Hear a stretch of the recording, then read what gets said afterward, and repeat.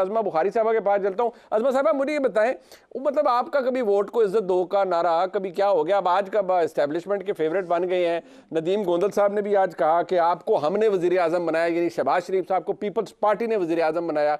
आप लोगों ने क्या कर दिया है, इतना नाराज़ कर दिया है पीपल्स पार्टी को कि आज आपके बाकायदा लत्ते नेते नजर आ रही है पाकिस्तान पीपल्स पार्टी की टॉप टीयरशिप, सेकंड ईयर, थर्ड टीयर, हर कोई?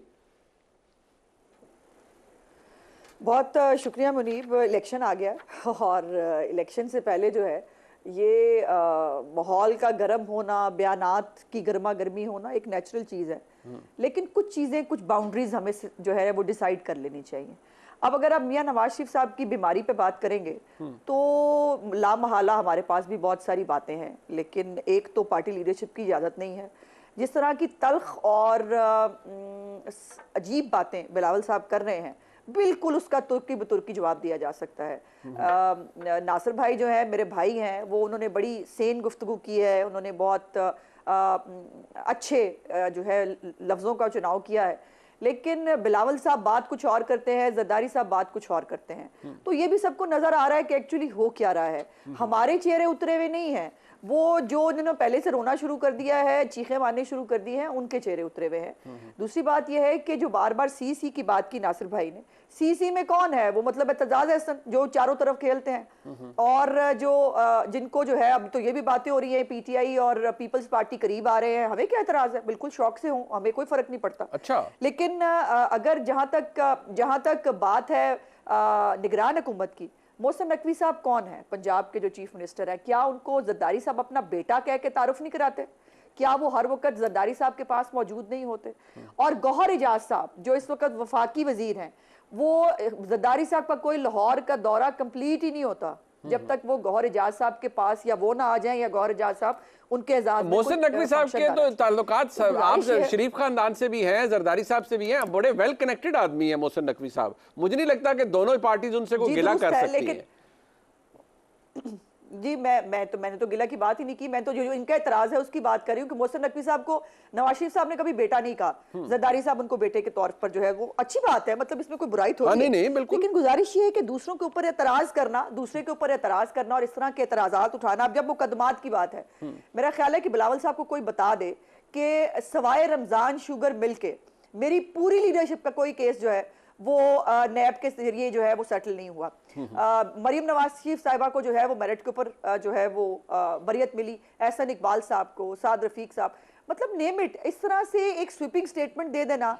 और अगर मुकदमात नैब के खुल रहे हैं, वो बंदियाल साहब से पूछें जो एक तरफ कहते थे कि नैब जो है वो आर्म ट्विस्टिंग का इदारा है, सियासी इंजीनियरिंग का इदारा है। अब बिलावल साहब अजीब, मुझे नहीं समझ में आ रहा वो क्या गुफ्तगू नहीं, बट क्यों बिलावल साहब को लग रहा है कि लेवल प्लेइंग? नहीं, मुझे ये बताएं ना अज़मा आपा, मेरी बात सुने ना, मुझे ये बताएं, छोड़े सारे बात यार, आप मुझे बताएं, आप पाकिस्तान मुस्लिम लीग नून इतनी बड़ी जमात है, क्यों लग रहा है बिलावल भुट्टो जरदारी साहब को कि level playing field Peoples Party को भी नहीं मिल रही? पीटीआई तो चले, वो उन्होंने तो गिला उनका अपनी जगह होगा कि नहीं हमें नहीं मिल रही और हमें तो मार्जिनलाइज कर दिया। Peoples Party of all the parties क्यों कह रही है कि हमें, हमारी आर्म ट्विस्टिंग हो रही है, हमें दीवार के साथ लगाया जा रहा है? और बार बार वो यही कह, उनकी बातों से मिल रहा है कि आप बड़े फेवरेट है इस वक्त, आपको किसी ने कंधों पे बिठा रखा है। चले वो जिन कंधों पे हम बैठे हुए हैं, मतलब उन कंधों पे अगर उनको बैठने का शौक है तो नहीं, शेयर कर लेना, कंधा शेयर कर लेना। अब आ रही हूँ उन्हें, हमें कंधों बंदों की जरूरत नहीं है। अच्छा। हमें कंधों बंदों की जरूरत नहीं है। पहली बात यह है कि जो बिलावल साहब ने पहले कराची में एक दिन गुफ्तगू की, जब उन्होंने लेवल प्लेइंग फील्ड की बात की, तो उन्होंने इतराज किया कि उनके जो सैलाब जदगान के घर है बन रहे थे वो बंद कर दिए, तरक्याती फंड्स बंद कर दिए हैं, जो एक इलेक्शन कमीशन ने किया। उन्होंने कहा ट्रांसफर पोस्टिंग हो रही है, जो एक तरीकाकार है।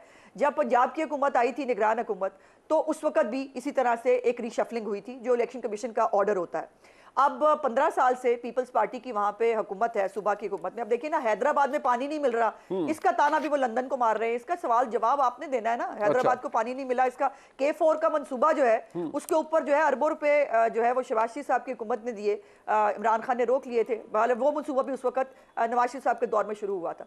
अब अगला जो है, जब उन्होंने अगली बात की, उन्होंने लेवल प्लेइंग फील्ड की दूसरी एग्जाम्पल क्या दी? दूसरी एग्जाम्पल उन्होंने ये दी, राना सनाउल्लाह को और कैसे पता है कि इलेक्शन जो है फरवरी में हो रहे हैं, ना हमें पता है, इलेक्शन कमीशन को पता है। अब ये एक छोटी सी कॉमन सेंस की बात थी कि 30 नवंबर को जो है वो हल्का बंदियां पूरी हो रही हैं, तो उसके बाद 54 दिनों का जो है वो इलेक्शन शेड्यूल आता है जो 24 जनवरी के बाद ऑनवर्ड बनता है। अब इसमें मुझे ये बताइए, डेट नहीं है और इसमें लेवल प्लेइंग फील्ड उनसे किसने छीन ली? तो जब एतराज आपने करना है, मेरी पीपल्स पार्टी के हमारे लोग दोस्तों के जो नाम नो फ्लाई लिस्ट के अंदर जाना, किसी को पकड़ा जाना, किसी के खिलाफ सब कुछ हो जाना, ये कौन करवा रहा है? उनको ये लग रहा है ना कि नहीं किसी आपके लिए रास्ता हमवार किया जा रहा है। सीधी सी बात है, मैं तो इससे ज्यादा खुली बात मैं क्या करूं? देखिए ऐसे नहीं, देखिए मेरी गुजारिश सुनिए, जिनके ऊपर नैब के केसेस जो है दोनों पार्टियों पे बने थे, पीपल्स पार्टी पे भी बने, हम पे भी बने, उन्होंने भी कंटेस्ट किए, हमने भी कंटेस्ट किए। अब कुछ जो बंदयाल साहब की इमरानी मोहब्बत में जो उन्होंने फैसला एक दिया है, रिवर्स किया है उनको, अब उसके ऊपर नून लीग का क्या कसूर है? मुझे ये बताइए, हम पे गुस्सा किस चीज का है? मेरी गुजारिश एंड पे जो मैं सिर्फ 2 जुमले कहना चाहती हूँ, सियासी तनकीद करें, यकीनन हमने एक दूसरे के खिलाफ इलेक्शन लड़ना है, यकीनन हम एक दूसरे के खिलाफ मार्का रहा होंगे, लेकिन खुदा के लिए इतनी थोड़ी सी फेस सेविंग छोड़ दें कि कल हमें जब दोबारा एक दूसरे की शक्ल देखनी पड़े तो हम एक दूसरे की शक्ल वैसे मैं आपको एक बात बताऊं, आपने माजी के अंदर एक दूसरे को क्या क्या नहीं कहा, वो नहीं होना चाहिए, वो मिसाके जमहूरियत के बाद से लेकर पता नहीं क्या क्या नहीं कहा और क्या क्या नहीं किया। अगर मैं गिनवाने लग पड़ूं तो मुझे थोड़ा सा टाइम लग जाएगा, लेकिन मैं ऑफ द कफ भी आपको from the top of my head मैं गिनवा सकता हूं कि आप दोनों ने एक दूसरे के साथ क्या किया है। बट मैं जरा आगे चलता हूं, इससे पहले कि मैं वापस आऊं। अवाम का जो सबसे बड़ा रोना है वो है महंगाई, और मैं पूछूंगा कि अवाम किसके ऊपर ये मुद्दा डालेंगे। अदर काज़मी साहब, दोनों जमातों के मौक़िफ़ आपने सुना, आपको लगता है ये इलेक्शन टैक्टिक है जिसकी वजह से हो रहा है, या वाकई बिलावल साहब का जो एतराज़ है वो दुरुस्त है कि उनको टाइट किया जा रहा है या उनको कॉर्नर किया जा रहा है और मुस्लिम लीग नून फेवरेट है, हॉट फेवरेट है? देखिए, इसमें तो मुनीब साहब, जो बिलावल साहब ने कहा कि इक़्तिदार में होते हैं तो और उनका रवैया डिफरेंट होता है, कभी गिरबान पकड़ते हैं, कभी पाँव पकड़ते हैं, उन्होंने किसी का नाम नहीं लिया। वो मुझे बात याद आ गई कि किसी शायर ने शेर में लिखा था कि वज़ीर आज़म चोर है तो पुलिस ने बुला लिया, तो वो उसने कहा कि मैंने तो किसी मुल्क का नाम नहीं लिया, तो पुलिस वालों ने कहा कि हमें नहीं पता, तुम हमें बेवकूफ़ बना रहे हो। तो बिलावल साहब ने तो किसी का नाम नहीं लिया, तो नून लीग वाले क्यों इतने नाराज़ हो रहे हैं? दूसरी बात ये है, देखिए मसला यहाँ पे ये है कि ये जो दोनों जमातें हैं ये क्यों इक़्तिदार में आई थी? इनका 2 निकाती एजेंडा था, 2 निकाती एजेंडा, बाकी छोड़ दें, बाकी जो भी 2 निकाती एजेंडा था। 3.5 साल इन्होंने कहा कि इस मुल्क में हाइब्रिड निज़ाम है, एक सिलेक्टेड वज़ीर आज़म है। दूसरा इनका था कि हमने महंगाई ख़त्म करनी है, इसके ऊपर ही आए। क्या अब आप या कोई भी शख्स पाकिस्तान में ये कह सकता है कि 16 माह के अंदर हाइब्रिड निज़ाम ख़त्म हुआ या हाइब्रिड निज़ाम प्रो मैक्स हो गया? उसी तरह क्या 16 माह के दौरान इन्होंने महंगाई ख़त्म की या आज महंगाई को उस नहज पे पहुंचा दिया कि 331 रुपए लीटर का पेट्रोल हो गया? तो ये दो, इनके पास और तो कुछ है नहीं है दिखाने को। अपने एक दूसरे पे इल्जामात लगाएंगे, एक दूसरे के ऊपर कहेंगे जी उसका वो कसूर है, इसका ये कसूर है। या तो बिलावल साहब अगर काबीना में थे शहबाज शरीफ साहब की, वहां पे इख्तलाफ करते किसी पॉलिसी पे, बताते कौम को कि मैंने इस चीज पे इख्तलाफ किया। वहां पे तो हमें कोई इख्तलाफ नजर नहीं आया, वहां पे तो कहा जाता था शहबाज शरीफ साहब हमारे ज्यादा वजीर आज़म हैं। इसी तरह दीगर मामलात में नून लीग भी ये कहती थी कि बिलावल की बतौर वजीर खारजा कारकर्दगी बेहतरीन है, क्योंकि एक ऐसे शख्स ने हमारी खारजा पॉलिसी और खारजा ताल्लुकात ख़राब कर दिए थे जो पहले इक़्तिदार में था, और बिलावल साहब ने आके सब कुछ रिवाइव किया है। तो अब ये सिर्फ कौम को दिखाने के लिए एक तरीके से, लेकिन इससे मामलात हल नहीं होंगे। इसलिए कि इस वक्त जो है मसला ये है कि आवाम के सामने है सब कुछ जो ये लोग करके गए हैं। बाकी ये जो इनका मुतालबा है इलेक्शंस के हवाले से, मेरे ख्याल में जिस वक्त ये 2 सूबों में इलेक्शंस नहीं करवा रहे थे, हमारा तो उस वक्त भी यही मौकिफ था कि आइन और कानून के मुताबिक 90 रोज में होने चाहिए। और अब जो पीपल्स पार्टी वाले मुतालबा कर रहे हैं उनकी नीयत क्या है उसका तो मैं नहीं जानता। अच्छा भाई ये बताएं, ये जो हाइब्रिड निजाम प्रो मैक्स है, वैसे तो मैंने फोन का नाम है प्रो मैक्स वो कहा जाता है, लेकिन आपने तो हाइब्रिड निजाम प्रो मैक्स बता दिया।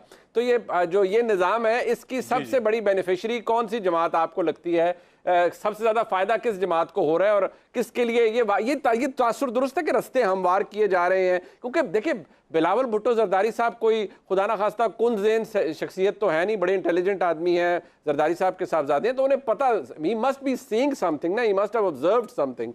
तो आपको क्या लग रहा है कि ये बेनिफिशियरी सबसे बड़ी कौन सी जमात बन रही है हाइब्रिड प्रो मैक्स की?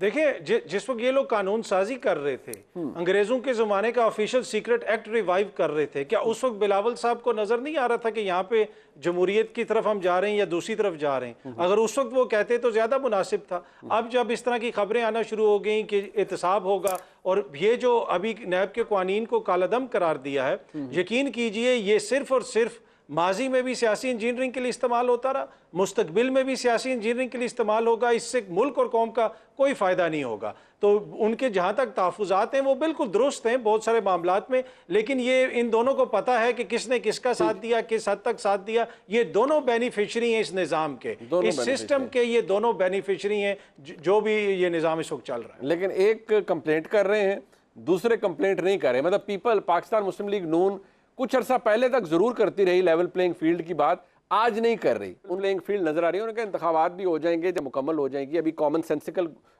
इशारा दिया मोहतरमा आज़मा बुखारी साहिबा ने कि वो तो मैथमेटिक्स है सिंपल सा कि कब मुकम्मल होंगी, उसके 54 दिन बाद होगा, तो उसमें इतनी कन्फ्यूजन है क्या। लेकिन पीपल्स पार्टी को ऑल ऑफ अ सडन ये रियलाइज़ हुआ है कि ये लेवल प्लेइंग फील्ड नहीं है, ये सिर्फ पीटीआई के साथ नहीं है, तो पीपल्स पार्टी के साथ भी हो रहा है। लेकिन क्यों हो रहा है, अब मैं आपकी तवज्जो दिलाऊंगा प्रोग्राम में ब्रेक के बाद।